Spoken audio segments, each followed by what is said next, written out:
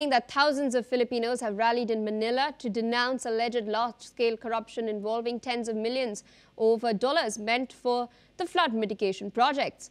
The rally came as investigators from various agencies, including the Senate, have stated that public work officials, construction executives, and several lawmakers diverted funds into the ghost projects that were never completed. Meanwhile, some protesters have responded. Let's listen in to what they had to say.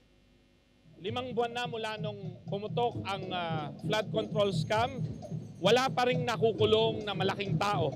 Puro miron lang ang naaresto doon sa sinasabi ni Ombudsman Remulla na at least 10% ng Congress ay sangkot sa anomalya sa flood control. Isa pa lang ang may kaso sa pagkakaalam natin at may warrant of arrest. Ang mga senators and congressmen na involved hanggang ngayon hindi pa rin nakukulong.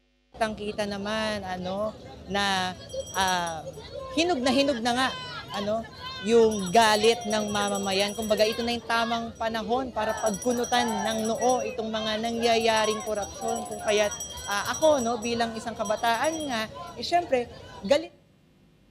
Well, viewers, on that note, we dip into a quick short break. Stay tuned on NewsX World for more.